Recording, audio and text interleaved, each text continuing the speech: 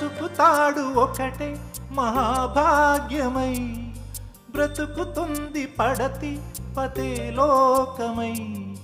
మగని మంచి కోసం పడే ఆర్తిలో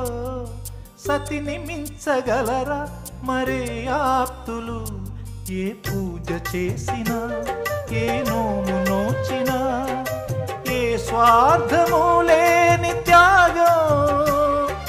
భార్యగా రూపమే పొందగా అపురూపమైనదమ్మ ఆడజన్మ ఆ జన్మకు పరిపూర్ణత ఇల్లాలమ్మా